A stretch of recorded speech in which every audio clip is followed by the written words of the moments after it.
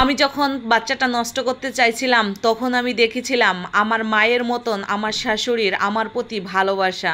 আমার শাশুড়ি আমার হাতে হাত রেখে বলছিল, মা রে তুই এমন কাজটা করিস না, আমার একটা ছেলে, একটা ছেলের একটা পুতের বোর একটাই বাচ্চা, দুনিয়ার মুখটা তাকে দেখতে দে।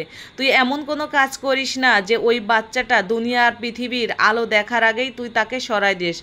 কে কি বললো আর না বললো তাতে আমার যায় আসে না, তুই আমার পুতের সন্তানটাকে পৃথিবীর আলো দেখতে দে। প্রয়োজন হয় আমি দিন আনবো দিন খাবো, তাও তোকে আমি কষ্টে রাখতে দেব না। ওই পৃথিবীতে ওই সন্তানটা আসতে দে, আমি ওকে বুকে নিয়ে থাকতে চাই, আমি আমার সন্তানকে ভুলে থাকতে চাই। যাক, আমি সেদিন বুঝতে পারছিলাম মা বলে একজন পৃথিবীতে আছে। আসলে সব শাশুড়িরা এক রকমের হয় না, শাশুড়ির মতন কিছু কিছু মাওরাও আছে। আর আমাদেরও বুঝতে হবে শাশুড়িরাও মার মতন হয় যদি আমরা শাশুড়িদেরকে ভালোবাসি। যাই হোক, প্রায় 1 মাস চলে গেল, ঘরে যা কিছু ছিল তাই দিয়েই আমাদের জীবন চললো।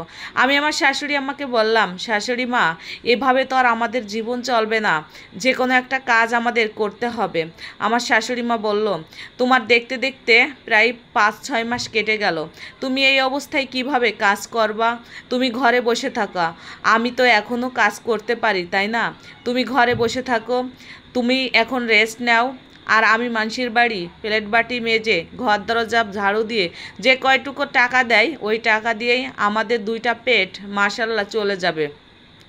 আমার শাশুড়ি মানুষের বাড়ি কাজ নিল, আর মানুষের বাড়ি থেকে যা দেয় আমরা শাশুড়ি আমরা বউ মিলে সেটা দিয়েই খাই। কিছুদিন পরেই দেখি যে একটা অফিস থেকে ফোন আসলো আমার স্বামীর। সেই অফিস থেকে বলল, আপনার হাজব্যান্ড তো দুনিয়া থেকে চলে গেছে, তার উপলক্ষে আমাদের অফিস থেকে কিছু টাকা পাবে, তাই কীভাবে আপনাদেরকে এই টাকাগুলো দেব একটু বলতে পারবেন? আমাদের সেভাবে কোনো অ্যাকাউন্ট বা কোনো ব্যাংক ট্যাঙ্ক কিছুই নাই। আমার বাবার অ্যাকাউন্ট নাম্বার ছিল, তাই আমার জানা ছিল। আমি জানতাম না যে আমার বাপও আমার সঙ্গে এইভাবে 2 নাম্বারই ছিটারি করবে। আমি আমার বাবার অ্যাকাউন্ট নাম্বারটা দিলাম, দেওয়ার পরে সেই অ্যাকাউন্টে প্রায় 20 লক্ষ টাকা আসলো। আমরা ভাবলাম যে যাক মাশাল্লাহ, তাহলে আমাদের ভাগ্যের চাকা ঘুরে গেছে। আমি যেহেতু এখন প্রেগনেন্সি, তাহলে আমার প্রেগনেন্সির সময় ডেলিভারির সময় অনেক টাকার প্রয়োজন হতে পারে, জানি না তখন কত বিপদ আপদ আসতে পারে, এই টাকা দিয়ে চালাইতে পারবো। সমস্ত টাকা আমার বাবার অ্যাকাউন্টে থুয়ে দিলাম। আমার বাবাকে কে যেন বলল, তোমার মেয়েকে অন্য জায়গায় বিয়ে হয়েছিল, সেই হাজব্যান্ড দুনিয়া থেকে চলে গেছে, সেই অফিস থেকে অনেকগুলো টাকা ব্যাংকে জমা দিয়েছে তোমার অ্যাকাউন্টে।